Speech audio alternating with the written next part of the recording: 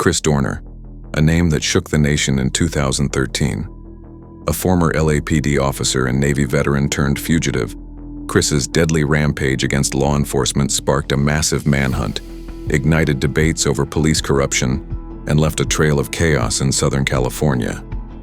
In this video, we'll dive into the man behind the manifesto, the events that pushed him over the edge, and the explosive standoff that ended it all. Buckle up. This is a wild ride through a dark chapter of American history. But before we jump in, the details in this video are disturbing and may not be suitable for all audiences, so viewer discretion is strongly advised. As always, remember to hit the like button, subscribe to the channel, and turn on post notifications to stay up to date with the channel. Alright, let's dive into the video. Christopher Dorner was born in New York in 1979. His family then moved to Southern California, where he grew up. He was the only African-American student in his school from 1st grade to 7th grade, and he would often get into fights or get bullied due to his race. His childhood was tough, and Christopher faced the brunt of racial discrimination. As a teenager, Chris decided his calling was to become a police officer. He joined a youth program offered by the police department in La Palma, Orange County, as a first step toward that goal. He later attended Southern Utah University, graduating in 2001 with a major in political science and a minor in psychology. During his time there, he also played as a running back for the university's football team. In 2002, after leaving university, Chris joined the United States Navy Reserves, where he eventually reached the rank of lieutenant. His military training made him highly skilled in firearms. He earned a Navy rifle marksmanship ribbon and a Navy pistol shot ribbon, skills that would later become significant in his story. While serving as a naval reservist, he joined the LAPD, entering the police academy in 2005. Neighbors and acquaintances described Christopher as admired, well-liked, and generally a man who kept to himself. Friends recall him as someone who made connections effortlessly, always wearing a big smile on his face. However, ex-girlfriends shared a different perspective of him, claiming that he could turn on people in an instant as he shifted from charm to hostility without warning. Chris also got married in 2007, but divorced shortly after, with no kids. Later, he joined the Los Angeles Police Department with a strong sense of purpose. He saw himself as a hero, a defender of justice, and believed that wearing the blue uniform of the LAPD would allow him to serve and protect his community. He was eager to make a difference and genuinely believed that being a police officer would allow him to benefit those around him. However, Chris quickly realized that he did not fit in with the LAPD. From the beginning, he voiced concerns that he was experiencing racial discrimination within the department. Despite his desire to serve, the culture and environment of the LAPD felt hostile to him, and tension began to build. During his short time at the LAPD, Chris Dorner was involved in several controversies. He filed multiple complaints against other officers and viewed every negative experience as a result of his race or part of a larger scheme against him. Upon joining the force, Chris was assigned to a training supervisor, Officer Teresa Evans, who was responsible for evaluating his performance during his probationary period. Almost immediately, the two began to clash and argue. Teresa Evans was not impressed with Chris's abilities and frequently gave him negative performance reviews. She believed he was not a good officer and made her concerns known very clearly to him. On July 28, 2007, Chris and Teresa responded to a disturbance at the Doubletree Hotel in San Pedro involving Christopher Gettler, a man with schizophrenia and severe dementia. Chris later reported that Teresa used excessive force, claiming she kicked Gettler twice in the chest and once in the face while he was handcuffed and on the ground. However, no witnesses or evidence supported his claims. As a result, the charges were dropped and Chris was fired from the LAPD for being untruthful. The board concluded that Chris had fabricated accusations against his training officer and that the incident he claimed had happened simply did not occur. He tried to complain, but his complaint had been dismissed and now he was paying the price. His termination from the force was finalized, and despite his efforts, the ruling was upheld. Losing his badge devastated him. Chris believed his career had been stolen by a corrupt system protecting officers who abused their power. This is when Chris began viewing everything around him as a conspiracy against him, and his resentment kept growing, until it was too late. Before we continue on, if you are enjoying the video so far, please remember to hit that like button and subscribe to the channel. And if you don't like it, let me know down in the comments. Your support truly means everything. Alright, back to the video. On February 3rd, 2013 in Irvine, California, 28-year-old Monica Kwan and her fiancé, 27-year-old Keith Lawrence, were returning home from a Super Bowl party. They had no idea they were being stalked by someone, and the two walked hand in hand, unaware of what was to come. The couple had left the party early and arrived at the parking deck of their condo building. Waiting in the shadows was former LAPD officer Chris Dorner, ready to begin his fatal revenge. After receiving calls and arriving at the crime scene, the couple had been found shot to death inside their car, which had been hit multiple times at close range. But why them? Monica and Keith were well-liked and young with no known enemies. Who would want to end their lives? Monica Kwan was a women's basketball coach at UC Fullerton, while Keith Lawrence worked as a security officer at the University of Southern California. Their senseless murders made headlines, but no one yet realized just how big this case would become. As police in Irvine investigated the horrific crime, they found 14 shell casings from a 9mm firearm at the scene. The couple had been shot in their car in a parking lot, yet Monica's diamond engagement ring remained untouched. If robbery wasn't the motive, then what was? The crime left detectives with more questions than answers. But that wasn't for very long. A day later, Chris Dorner posted a manifesto on his Facebook, which detailed his revenge against the LAPD. After realizing who the real culprit behind the incident was, the police immediately launched an investigation. As investigators read through the manifesto, they uncovered Chris's twisted reasoning for targeting Monica Kwan. Monica was the daughter of Randy Kwan, a retired LAPD captain. He hadn't prosecuted Chris, instead he had represented him during the administrative hearing that led to his termination. But, in Chris's mind, Randy Kwan had failed him, and Monica's murder was the ultimate act of revenge. The attack was an ambush.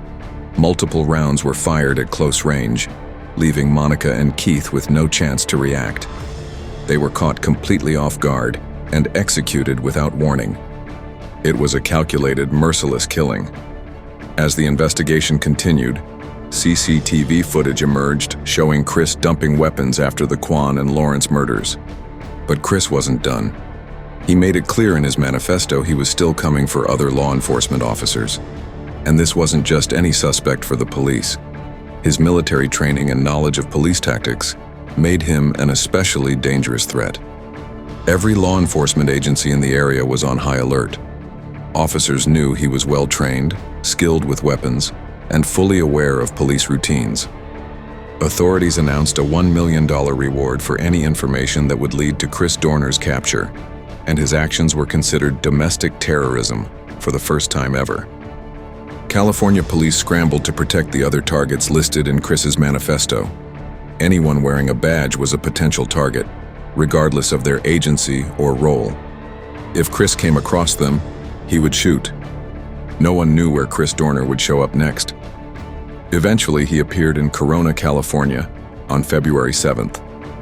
A bystander at a gas station recognized the vehicle and believed it matched the description of Dorner's truck.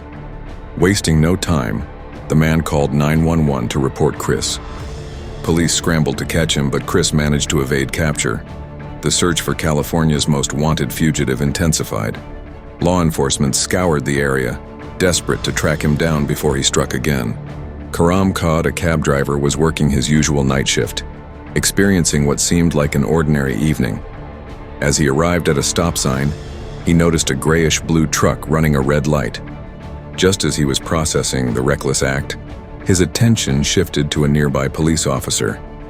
At the same moment, another local resident, Jack Chilson, was also in the area, making his way home. Stopping at a red light, Jack noticed a Riverside police officer pull up beside him.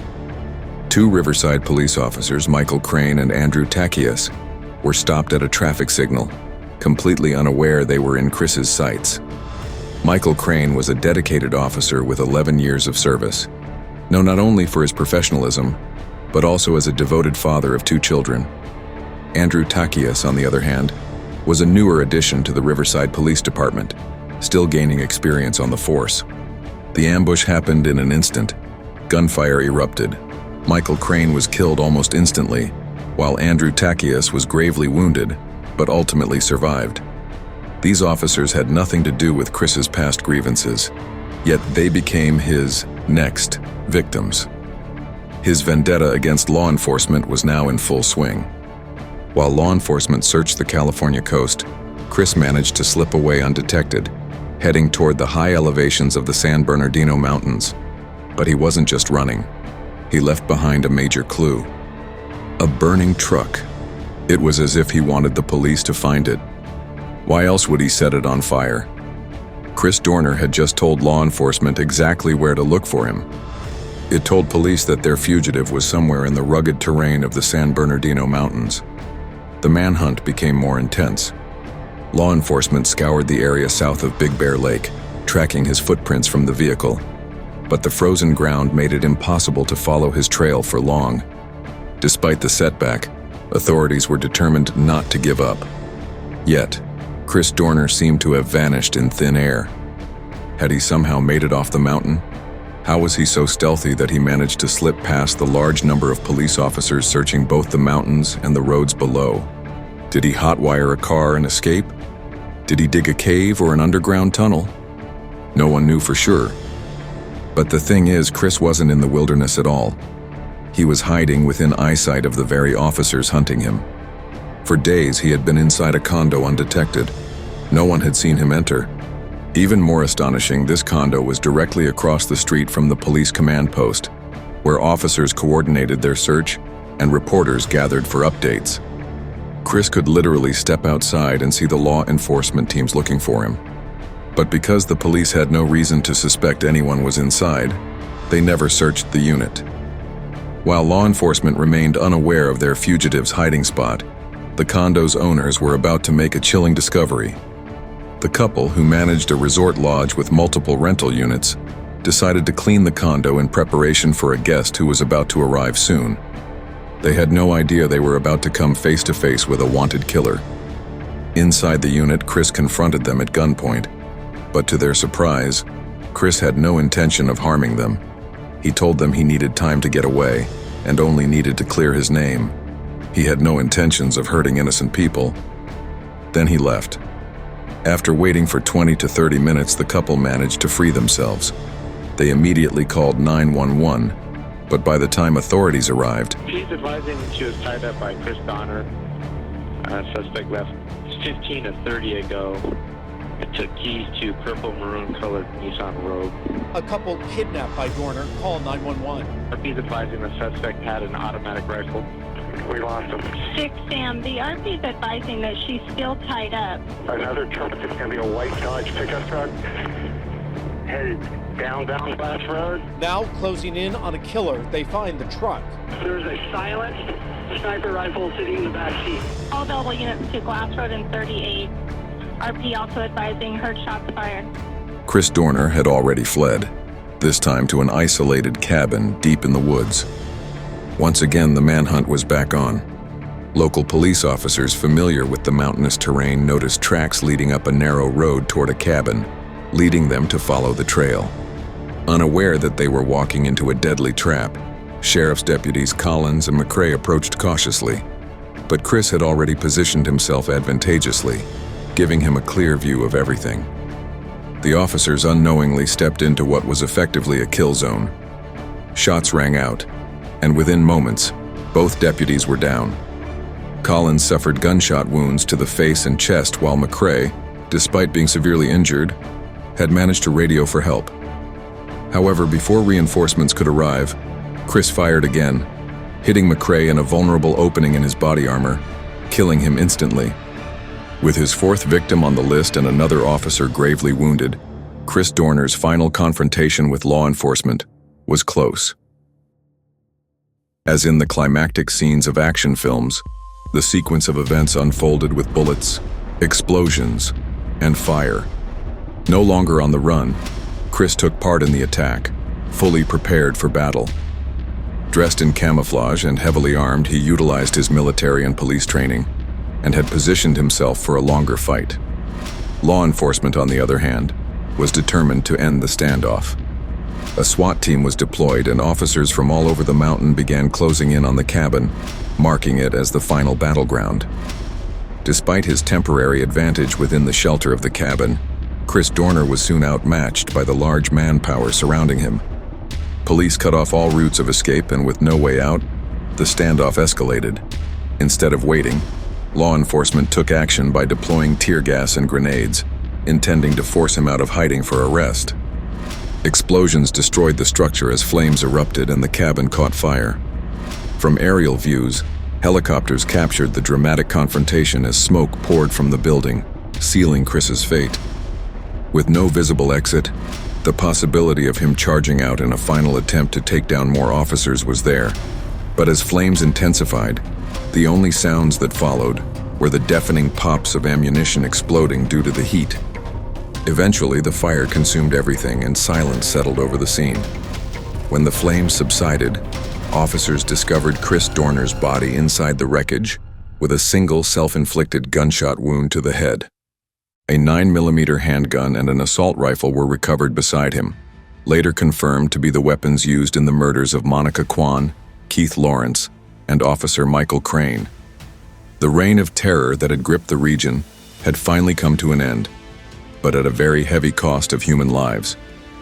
On February 14th, it was announced that an autopsy confirmed Chris Dorner had died from the self-inflicted gunshot wound to the head. During the same news conference, Sheriff John McMahon reaffirmed that deputies had not intentionally set the cabin on fire as many had believed. In the aftermath, the lingering question remained: why? The logic behind Chris's actions was difficult to understand, as his methods of seeking justice contradicted the very cause he claimed to fight for.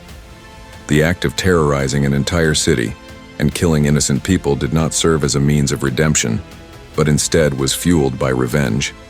Even if his grievances against the LAPD had merit, the violence he unleashed upon others was far from justice. Christopher Dorner, a man who openly denounced prejudice in his manifesto, was in fact engaged in an act of pure bias himself. He was willing to kill solely based on an individual's uniform, targeting them not for their actions but for their association with law enforcement. His relentless vendetta against the LAPD reached new levels of brutality as he executed his plan without hesitation or remorse. And that's the story of Chris Dorner, a tale of vengeance, tragedy, and a system pushed to its limits. From his manifesto that exposed deep wounds within the LAPD to the fiery end in a mountain cabin, Christopher Dorner's actions left an indelible mark, raising questions about justice, accountability, and the cost of rage. So what do you think he was? A hero, villain, or something in between? Let us know in the comments below, and if you enjoyed this deep dive, don't forget to like, subscribe, and hit that bell for more stories just like this. And remember, the only thing scarier than this story is missing out on our next video.